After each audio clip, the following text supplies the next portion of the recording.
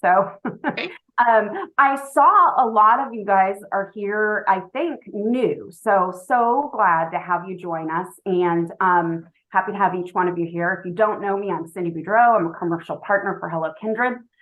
We are the official sponsor for Coffee and Careers. Real quick, I know we have some marketing executives and hiring managers here today. If you're looking for talent, or if you want to increase your capacity and scale for content, editorial, or design, Hello Kindred does that. We've been in business for almost 20 years globally, and I'd love to talk to you about what we do. I wanted to take the time to introduce my two fabulous guests. And I know y'all have all seen the bios, so I'm not going to read bios. I'm going to introduce them according to who they are to me.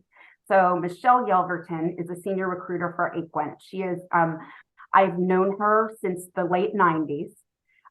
She was at a company that was my very first real job, and we were for an advertising agency, and I stayed friends with her. And then she also was the person who got me into staffing versus executive retained search for marketing. She taught me a lot of what I know about recruiting for contract.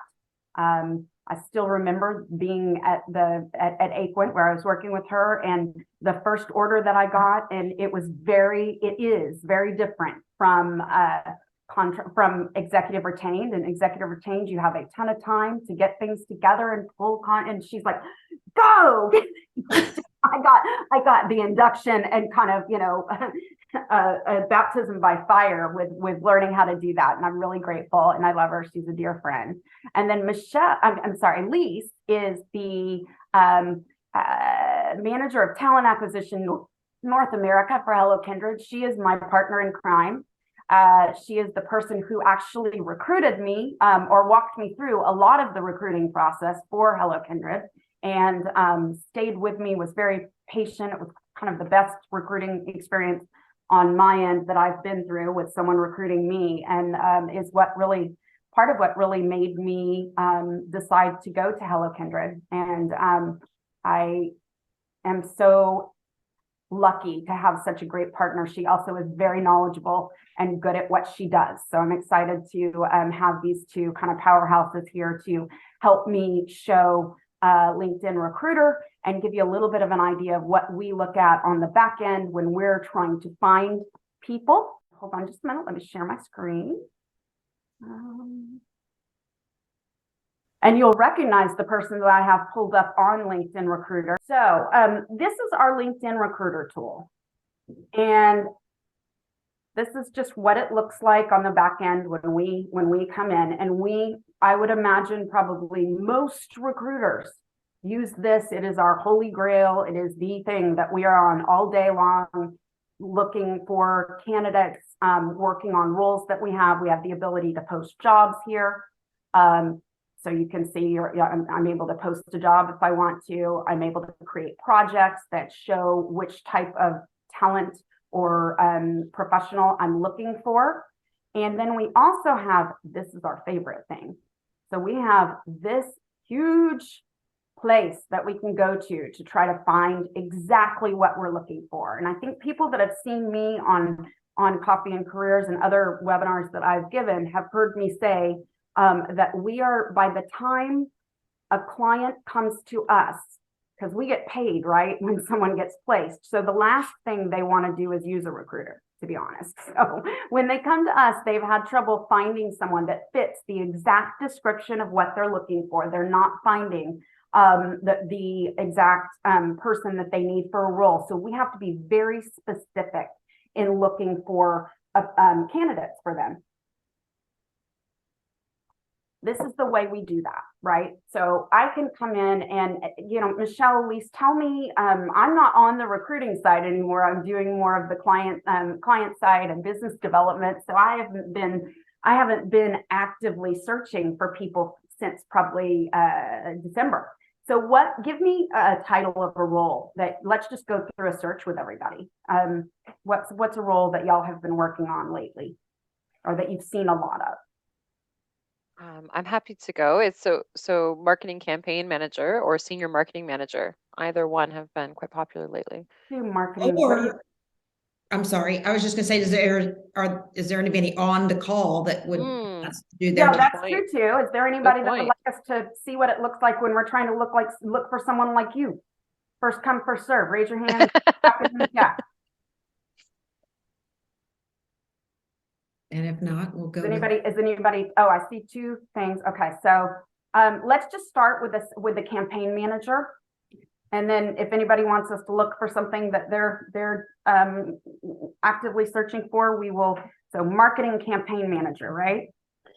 Yes, and I'm being intentionally general because I want to, Okay, I think, great. speak to the I'll let you walk importance through. of. Okay, so here's what I put in, right? And so it's gonna kind of calculate for me. It's showing me, and I'd be willing. I don't believe it really. 18,000 plus. I think they're probably more than that. But who knows? It could be. So I'm gonna. So, Lise, do you want to explain what these numbers are? Sure. So for the search, as you can see, kind of the small little number actually below, you see, as Cindy mentioned, it's 18,000 results, but LinkedIn will further filter those out with these headers that recruiters can see. So open to work already. So if you're a recruiter and you're trying to maximize your time, right? You're going to go to the people that have put up their hands to say that they're open to work. These are the kind of sure bets. You're going to reach out to them because they're active, they've updated their LinkedIn profile, they're most likely actively looking or open to a conversation about a new role. And so recruiters will use this filter. So Cindy and I have spoken about the importance of open to work.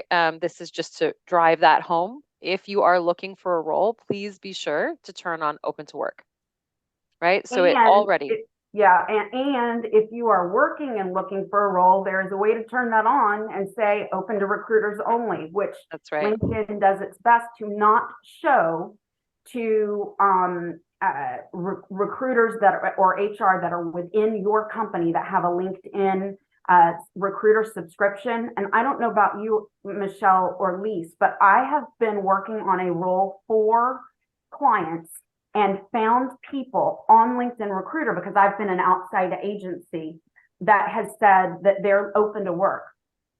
Many, many times. Not once have I gone back to my client and said, hey, by the way, so-and-so's looking for a new job. They don't want to work for you anymore. I'd be willing to bet Michelle and Lisa. That's right. That's right. Right? That's That's right. just the written rule. I mean, never. Yeah. So we don't do that. So you don't have to worry about your employer finding out. The chances of an incredibly shady, horrible human being of a recruiter seeing you and going and doing that are very slim. So put your open to work on. Keep it hidden if you're worried about your employer. So then active talent, Michelle, do you want to Sure. take that or you? Go for it, Michelle. So these are What that means. Okay, so I think I know, and so I like because Lisa's the person Yep. that is our contact with LinkedIn Recruiter, so she has calls. Some of the stuff Michelle and I probably won't know right away, and they literally change things I feel like on a daily basis. But what I think is these are people who have updated their profile. So you know how you hear be active on your LinkedIn, post something, change your profile every now and then. Put a resume inside your profile. I can't talk today, so apologize for that. But this is or if they're at a company, for instance, I bet a whole lot of Salesforce people are up here or are in here as active talent. The companies that are experiencing or have announced that they're going to experience layoffs and rediscovered candidates. Lisa's this candidates that we've worked with before. You've interacted with them on LinkedIn. So these are candidates that have someone on your team or within your company at LinkedIn in LinkedIn Recruiter have saved their profile, they've messaged them, they've interacted with them, or I think they've applied to a position with you. So they're in that bucket. Something else I want to point out to y'all, because we've done a lot of seminars for just women that have said, oh, the algorithm is, is biased towards men, etc. I hate to tell you, but it's not.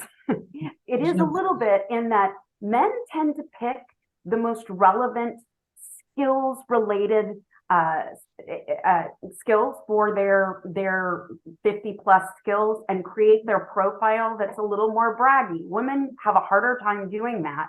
and put things like, you'll always hear me say, don't put good communication skills. Don't put, a team player, things like that. Empathetic. Because you want the solid things. However, we have this saying, increase the percentage of male candidates, which if you are in marketing, it's a heavily female populated function, right? So it's now telling us how to increase our male candidates. But most of the time when we're searching, we get something that says, hey, if you want to add more women, add these skills. So I always think that's interesting, but LinkedIn is starting to develop and use a little bit of AI. So we've spent a lot of time on this, but one of the first things that we do is marketing campaign manager. So you'll see Annette, first thing she has here, marketing campaign manager. We're on this one saying current or past. So it's anything that has been in the past for you. So if you were a marketing campaign manager 3 jobs ago, you're still going to show up somewhere on this list, but we can choose current and only see the people who currently have that title. So that's why it's so important to have the title that you're looking for and or a couple of titles. You have room to have on your title, probably 5 different titles that you might be searched by. So that's something to think about when you're putting your LinkedIn profile together. Okay, That's a really good point, Cindy. Just on that note, is like there's no standardization of titles across the world, across every industry. So if your title is marketing guru, and you're looking for a new role, you should consider changing it to something that's more specific. Or marketing or Yeah. I would interject there as well. I mean, I have seen some people put, instead of titles, they'll put, words like, I don't know, like project management or strategy, things like that. I mean, that would pull as well. And that can in the title, and that can help. So we might, if we have time, we'll show you how to do that, and or we might do the next session on, or another session on how to write and just do it on LinkedIn profiles. But that's a good point, Michelle. In your title on your about section, the very top, putting a combination of titles that you're looking for, your most relevant skills can be helpful too. Because when we come into keywords, and Lisa, I'm going to ask you on this one, what's the keyword that you would be using for this search? Put B2B. Let's do B2B. And a lot of times, like we said, titles something could be some random title at one company and really mean campaign manager or, That's right. Stuff. So see what that did? Now we only have 460. It's a little bit in the open to work. How many? We have 1.4. So you can see why, as a recruiter, I would probably go right to here or right here, because I'm only going to have to look through a smaller number of people. And this is what Michelle just pointed out. Customer marketing and advocacy leader, SaaS, 2022 B2B Innovator of the Year by Demand Gen Report. So she's very relevant to what we're looking for.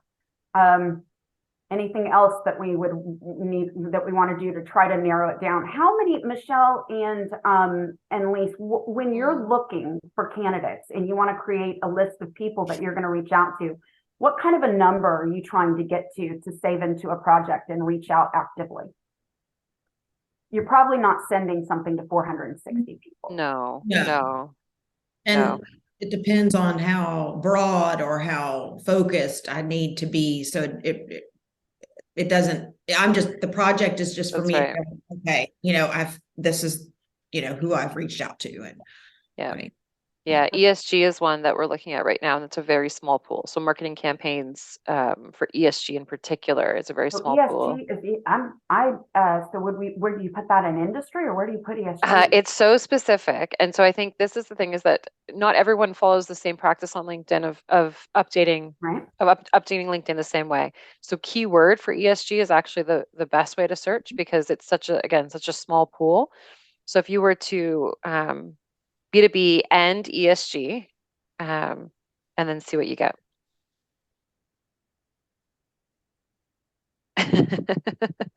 So I'd be willing to bet there are more than 7 people in the whole world, because right now we haven't even New Zealand, Rome. Yeah.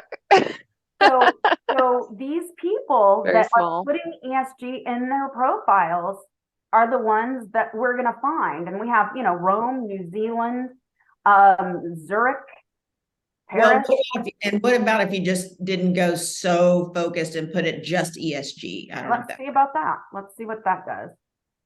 I'm willing to bet that you've already tried that lease because I'm thinking this is probably something that you've been working on for a while. But you see how we think about this, right? Yeah. 10 people. Yeah, it's a small. There's certain things like you know certain things that will make you stand out. So if you have the ESG experience, I do recommend you put it in your profile. You'll be highly sought after. But the other thing is that when you're in a big pool of candidates, so this is very, very small, but when you're in a big pool, like the rankings, the way that the algorithm works in terms of rankings is LinkedIn does try to make the most relevant candidates show up at the top, and the algorithm kind of gives weight to certain things. So, for example, skills. So, Cindy talked about skills. So, if you've got 50 skills, they pick out the skills that are most relevant to that search and kind of weight it. So, it's like job title, keywords we're searching by. So, they're pulling from the tagline, they're pulling from job titles, right? And that's weighted higher than if you just had it somewhere buried in your profile, but also skills. So if I was searching for Salesforce, for example, as a skill, and there's 3 candidates, and one candidate has 20 endorsements on skills for Salesforce. Another has 10, another has 5. LinkedIn will rank them that way. So it's kind of a good segue into the importance of skills, perhaps. Yeah, And and I talking wanted about to, that. while we were talking about skills, show and make sure that everyone knows that you can pick 50 total skills. You can also assign them to specific roles that you held or held now where you use or used those skills. So they can be associated. And as a recruiter, for me, I'm looking at this, and if I want someone that is currently doing campaign execution and demand generation, and I forget Annette, our lovely friend Annette, has this in her current, she has it in the role before, she has it in the role before, she has it in, and now if she only had campaign execution and demand generation in the role that she held from 2015 to 2016, she'd be a little less relevant for me. Yeah, that's right. That's right.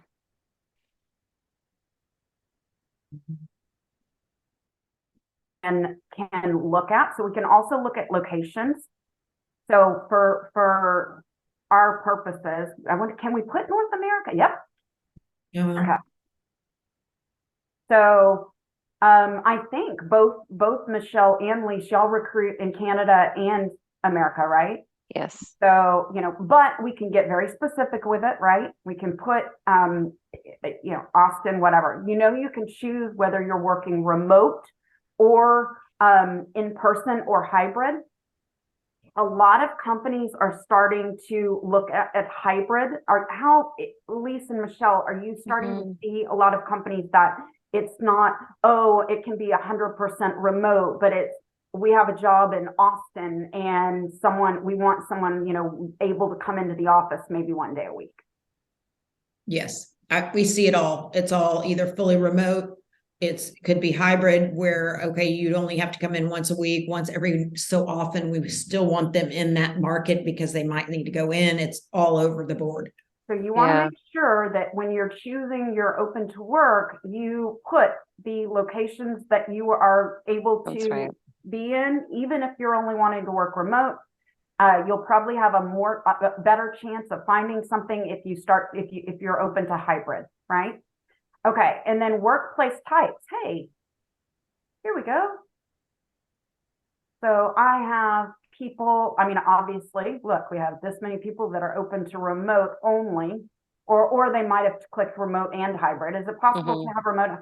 So we're looking for someone that's hybrid, or if we need someone that specifically can go on site, this is where we come and narrow down even further, right? Skills and assessment. So we talked about these a little bit. Do you have any kind of a skill that, should we say B2B marketing, and look at what it does here? Sure. Yep. Okay. B2B marketing. Everyone's very silent. Just kind of let us know if this is helpful, if there's anything that we're not showing you that you want to see, you can type it in the chat, and Rebecca and Ann and Gayleen can let us know if there's something that people are wanting to see. But so you can see the B2B marketing narrowed it down again, right? If we're looking, a lot of times we have clients that say, I want to pull this from my direct competitor. We're able to come in here and choose either, I can choose Google, gives me one person to target.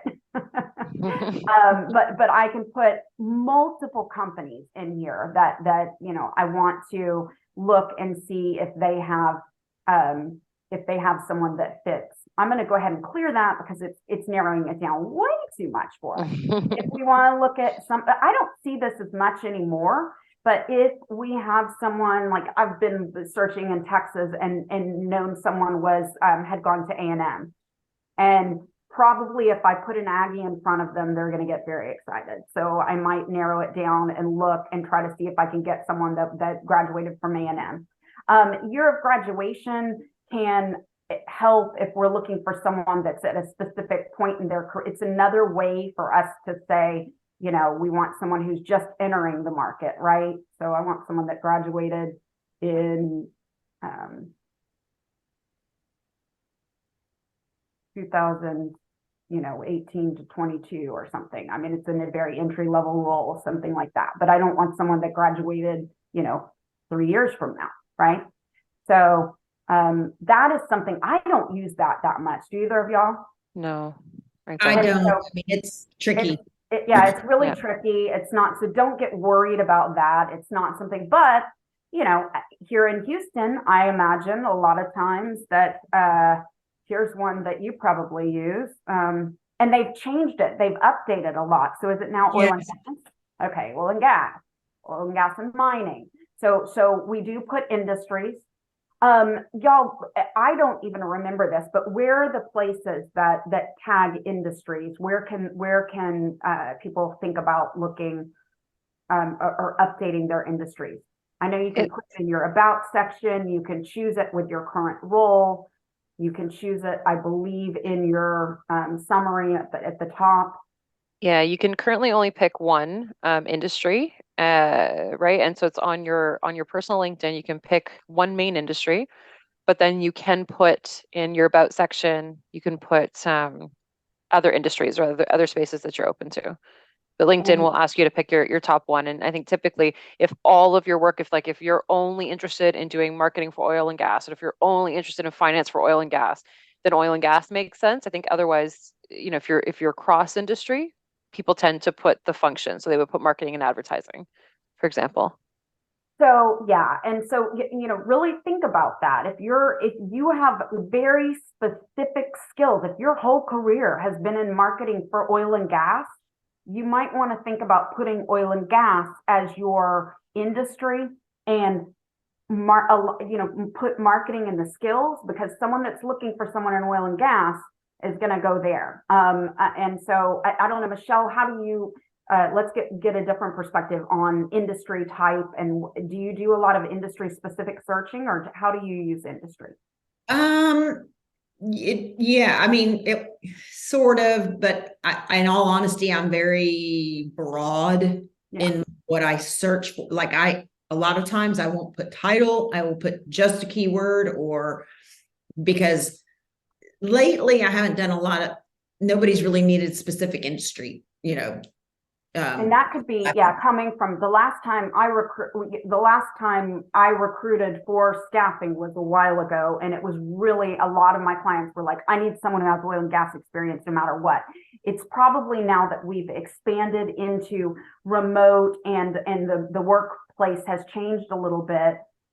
I imagine that the industry preferences have lightened up a little bit. Is that? Yeah, I haven't seen anything, honestly, in any of the jobs I've worked recently, where they've needed specific industry experience. Well, maybe, marketing. I think it depends on the industry. I think like pharmaceutical, healthcare, medical devices, like they tend to be, but it's for the most part, I would say no. And for the professional services world, for example, financial services, most of like the marketers that we look for don't put financial services and management consulting as their industry. They put marketing. So it's a little bit harder to search for them that way.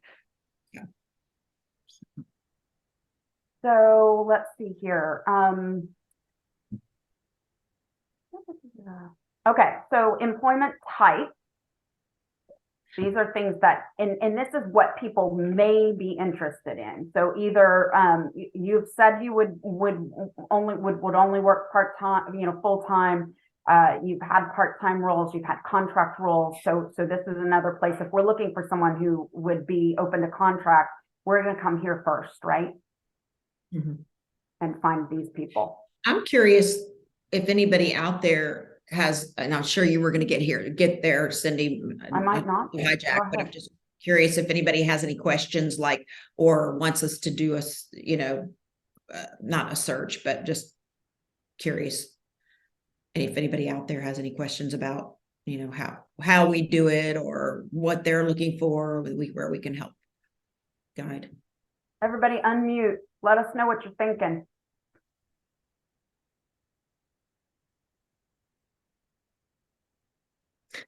So we've answered all your questions about LinkedIn recruiting. You're good. The levels of network relationships. So we can find, if I want to find people that I know already, I can click first level connection. It's going to show me everybody, and I don't, out of these people, have first level connections, but I can do second level connections so that I can ask for an introduction if I want to. I don't typically use the network relationships when I'm searching that much.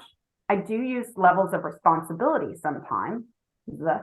So if I want to find someone that's a marketing campaign manager, and instead of saying current position, which I have, I'll say current or past.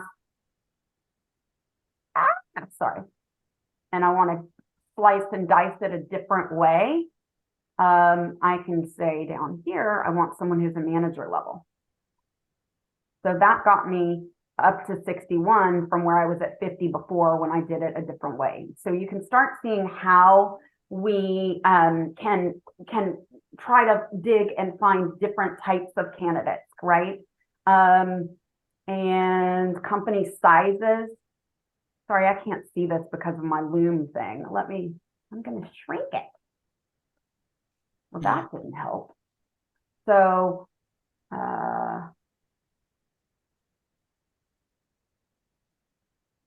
where is the show more filters? Please. Oh, at the bottom. At Is the it very under bottom. my Loom? Yeah, it's very, very. Advanced search. Yeah. There we go. Okay. So here are some of the other things we can look at. We can look at, if I have someone, sometimes I will have, or we will have a client that for whatever reason, non-compete, whatever, they have someone that they're specifically targeting and they can't reach out to them. They'll give us their names. We can, if we can't find them just by putting their name in LinkedIn, we can come here, choose the name of the company, put a first name, put a last name, be able to try to find them. We can limit something to a zip code when we're trying to find a very specific someone in a very specific area. We can look at, okay, I don't want someone who's entry level. Instead, I want someone that has at least 15 years of experience plus. So I can update that and search. And it's going to narrow it down for me. And now I have 27 people that have at least 15 years of experience. Now, what I will say is some of these might include internships. So if people have internships listed, that, sometimes I don't know what, think of it, if y'all can help me with an industry, like medical, or, I've encountered, or education, where people have done doctorates or fellowships or whatever, and it shows up as experience and it's not. And I want, you might hear recruiters say, I need someone with real world experience, meaning that they were specifically working for a customer, or a client or a company. Did I articulate that okay, Michelle? I know I was kind of vague with that, but does that make sense to everybody? Are you asking any experience that y'all have listed on your profile is going to, as in the experience section, is going to show in your years of experience. even if you are a part-time intern, whatever. So, correct? Yes, it should. So it'll go as far back as whatever you put in, and then if you're searching based on yours, that's what will show up. So if you did put your internship back to 1996, you'll show up as somebody that has those years of experience. So for the interns that are on the call, what does that mean? If you have your internship right now, list your internship and be, specific about what experience you're getting, but make sure that you're clear, that don't make it look like a full-time job unless it be a little specific, because sometimes it's, when you find someone, I don't know, Michelle and Lisa, I can't articulate this. Do you know what I'm trying to I think it's helpful. I mean, the more detail that you can put into your profile is helpful for recruiters and people reaching out to you, right? So I think if you were working 20 hours a week for 3 months, I mean, that's helpful.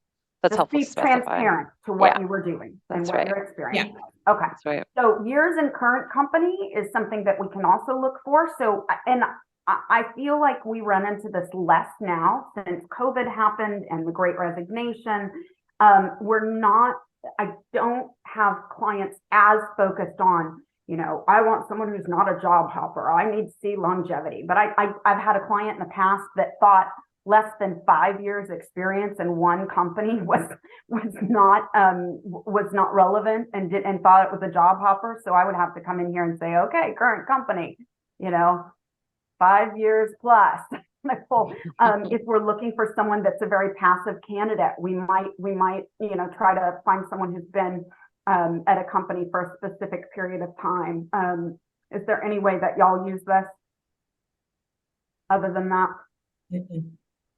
No, that's exactly right. There's many clients that we have that actually are specific about current role. They want to see at least a year, sometimes 18 months, tenure in their current position to show that they've gone through a review cycle before they're considering other opportunities. But there are exceptions to that. There's restructuring, there's, budget change. There's just things that can happen. But for them, there are some clients that are still specific or particular about that. Okay, we have a question. Thank you, Caitlin. So is there anything specific that a current college student should put in their profiles when they start searching for internships that are relevant to what they want to do post-graduation? So one thing I will say is this is going to be us giving you advice based on the fact that I would venture to guess that not one of the three of us have ever worked on an internship assignment, because it's an internship and most companies aren't going to. But we can tell you what companies might be looking for and what to see on your profile. Or what to list on your profile, but you're probably not going to be working with a recruiter in trying to find an internship role. So I'll let y'all. Yeah, I think for LinkedIn, so I have done a bit of university recruiting back when I was an in-house recruiter, and I would say from a LinkedIn perspective, I think this is your digital resume, and so I think looking at the roles that you want to target, whether they're internship or whatever, the same kind of advice applies. Like, look at the roles that you're targeting. What are the keywords? What are the job titles? What's the experience they're looking for? And try to include that in your LinkedIn profile the same way you would in your resume. So I would treat it a similar way. Make sure you're open to work. But I think from my experience in internship and looking at candidates that are open to internship, it was like connect with your career office, make sure that you're connected with the program, because they're going to be the ones recommending you to potential employers that they're partnering with. So I think they can also give you advice on the best way to approach that. But from my perspective, it's like treat it the same way you would your resume. Make sure you're specific in targeting those roles and that you've included that in your profile. And now that you start, I'll let you talk first so I can think. So sorry for putting you on the spot, Lisa, but no, it's fine. One thing that we haven't said is LinkedIn is a longer version of your resume. You have your resume. LinkedIn is a place that you can do much more with than what's on your resume. You don't have a picture on your resume. One of the top things on LinkedIn that gets people finding your profile, clicking on your profile, is a professional headshot. So if you have a picture of yourself from college doing a beer bong at spring break, please don't.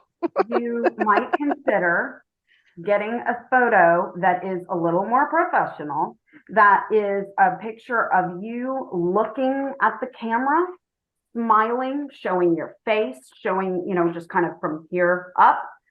If you're looking for a role in an agency, you can be a little casual. If you're trying to find a role in marketing for the legal profession, you're going to have to be a little more polished. So, if you don't have a profile photo on your LinkedIn, you need to have that. You need to make it very professional looking and in keeping with the industry you're trying to get into.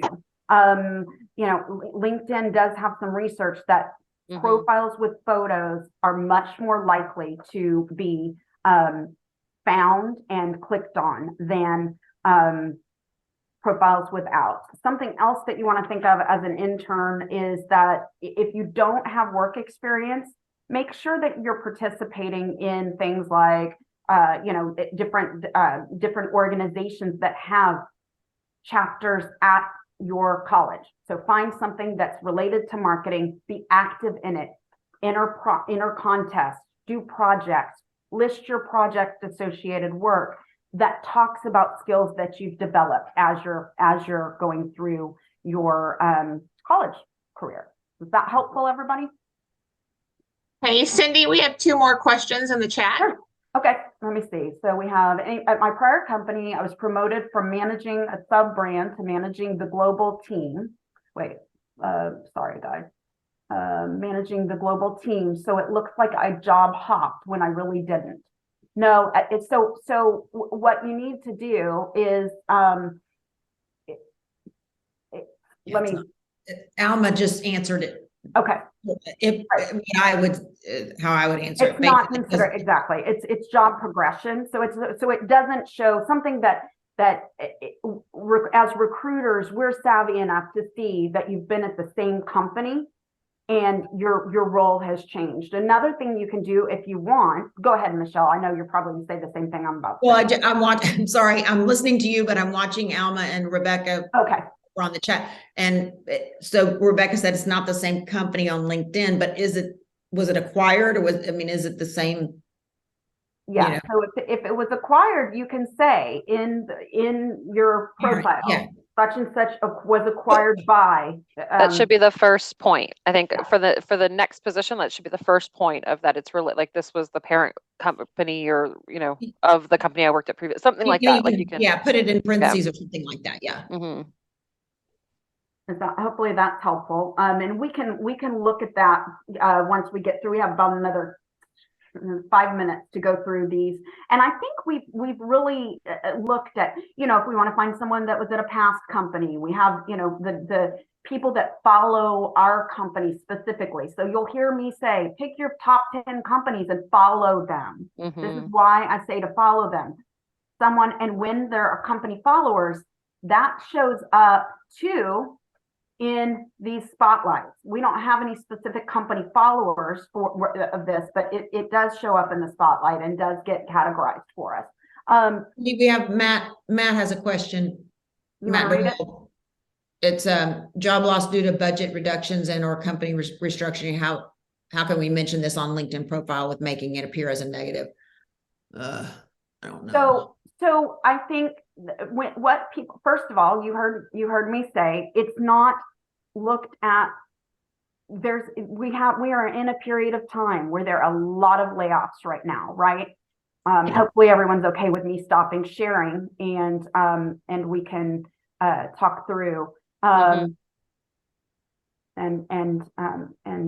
answer some of these questions. But if it's a budget, if it's a reduction in force, that's what you need to say. So if there were multiple people let go or a whole department was let go and eliminated, you need to make it clear that that's what happened. There were multiple layoffs within the company. There was a budget, the marketing budget got cut entirely, and thus, whatever. And so just make that clear in LinkedIn and on your resume. Yeah, I agree, Cindy. I think it's especially when you're talking to recruiting or HR for positions like this is just such a common reason, and there's no there is this sometimes it can feel like there's a stigma to it, but this is something that's so common that we deal with in HR and recruiting. So I think the best thing you can do is be honest about it. And that is such a reasonable reason for a role to end. And so you can say, reason for considering new opportunities, or you can actually put in the roles, like as one of the bullet points, is role impacted due to restructuring. And when you speak to the hiring team, you can mention that as well, is that there was a restructuring. Unfortunately, my role was impacted. And it is such a common thing. I would hope we can erase the shame and the stigma associated with that, because it shouldn't be there. And it shouldn't impact your chances for a new role. This happens. And especially over the last 2 years, 3 years, 4 years, like how long has COVID been going on? And Right. now, like, this is just the reality, unfortunately.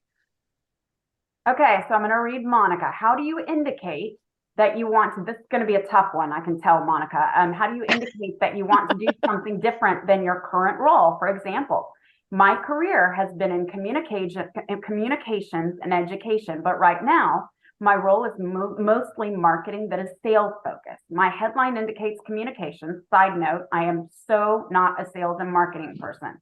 Thank you. So sorry. You don't need to apologize for asking the question, but we might ask you for some clarification, Monica. I have a thought. Yeah, go ahead.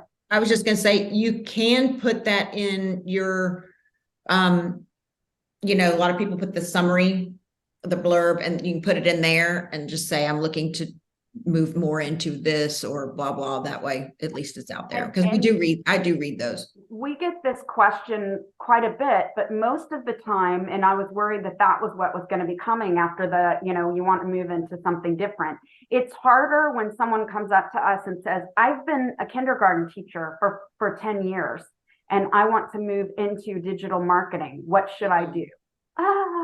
Right. That's very difficult. That's a pivot. That's a whole pivot. What you're doing is not a pivot. It is my career was focused in communications and education for this many years. I have moved into a role that is marketing, that's mostly marketing, but is a sales focused role. I'm looking to move back into marketing communications and leverage the knowledge that I've gained from, whatever, because I'm sure there's things that you've learned in your role that's sales focused, that's going to help you in your next marketing role, right? Because marketing and sales kind of go like this, right? Yeah.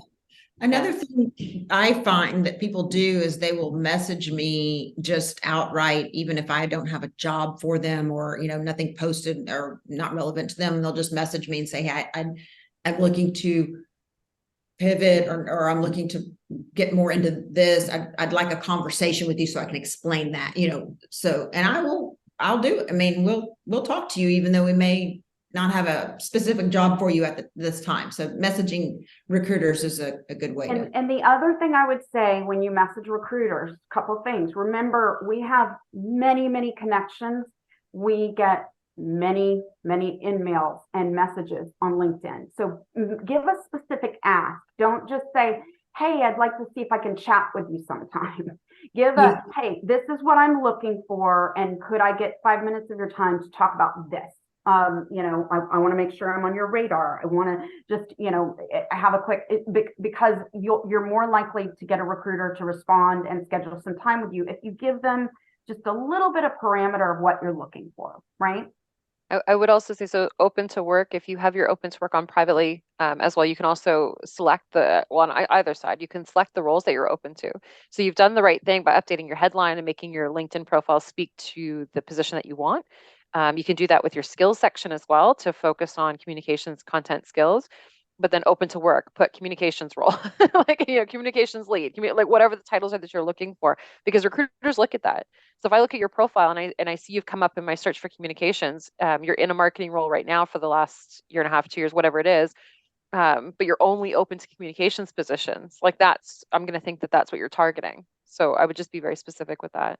And just to reiterate what Cindy said, if it's private, recruiters at your current company also can't see it. So if their current employer is listed as your current company on LinkedIn, they won't be able to see that you're open to work. Yep. So don't fear. And then I'm going to let y'all take this. Should I be afraid of contract or short-term roles? No. Right. No. I say no. I imagine I'm biased. it's probably the same, but give us some reasons why. Sure. I was just going to say, Rebecca, contract roles can lead into obviously permanent roles. I wouldn't be afraid of them. There's a little bit more to it, but I mean, it depends on, are you working right now? If you're not working, absolutely not. But if you're working a permanent job right now, it just depends on what, Sometimes I would venture to say part-time and or contract roles can grow into more hours and eventually turn into a perm role. So no, and regardless of if you're, first of all, if you're not working, and it's something that only you can balance and look at, I mean, if you're going to take a contract role that is making significantly less money than you need to make, but you are out of runway, you'll hear me talk about that for what you're looking, to live. Yes, take the contract role, be looking at the same time.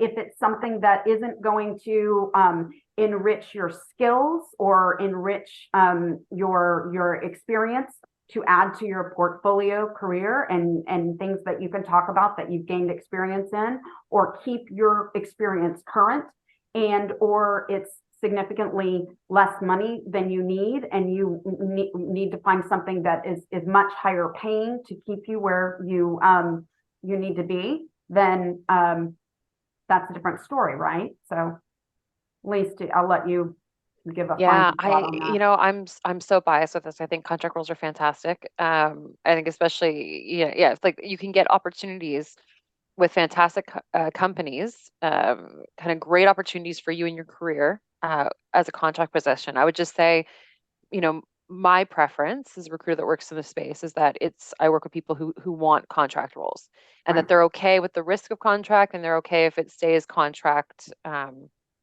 for 3 months, 6 months, whatever it is. I think, but I know there's also the reality of, like Cindy, you're talking about running at a runway, and that's a reality that people face, right? So I think in a perfect world, it would be that, contract positions are people that are excited by contract. They're going, forward. They're okay if it ends or if it, but there's also the reality of it. And I would say, focus on your industry. Don't be afraid of it. Focus on your industry. If you're in marketing and you're trying for finance contract positions, I mean, like, that's a whole other issue. But if it's within your wheelhouse in your space, and you can on LinkedIn specify that it was contract, so people may see a 3-month role and just specify that it's a contract position. Recruiters and hiring managers are not going to be concerned that you took on a 3-month contract role. No. Okay, we have a good question from Chris. So when the market was flooded with available candidates, employers were getting very picky, wanting those purple squirrel candidates.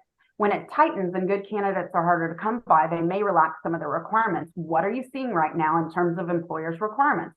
How often do you have to counsel them that the kind of person they're looking for just really doesn't exist? Some of the job descriptions I see are just plain silly.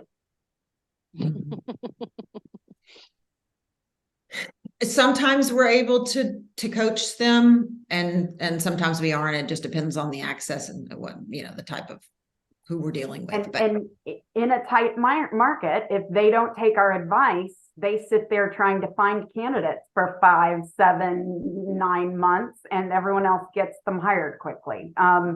So we do the best we can to advise and counsel. I have not, what are y'all seeing a lot of purple squirrels lately? I think it depends on the hiring manager. I think it's like hiring managers are people, and people have preferences, and so I think it depends on who you're working with. I think, for the most part, it is like if you're looking for a marketing campaign manager with an ESG, and if the person doesn't have ESG, like, that's unfortunately it's not going to work. And I wouldn't say that that's them being difficult. I think that's filling a specific need, but. Looking at Rebecca's, Rebecca's, how do I know if I'm a purple we can squirrel? close on that question. How do you know if you're a purple squirrel? I was gonna say, so Cindy, for those of us that don't know, is a purple squirrel like a unicorn? Yes. So a purple squirrel is, we can get a requirement that that asks for, I don't know, give an example. Lise and Michelle, I'm going to ask you. I can give one from my experience. Sure. Yeah, so and I'm going to be hyperbolic here, but it's something along the lines of, it's typically like an hourly rate that's really low, but they want 25 years experience. That's my favorite. But it's also something like, has P&L experience, external comms experience, a project management certificate, and maybe an MBA. Yeah. So it's like all over the map, and the Yeah. things don't correlate to each other. So something that companies start doing when there are layoffs is looking for more of a generalist that can do a little bit of everything, but sometimes they want someone who is a generalist that also, but it's not just generalist.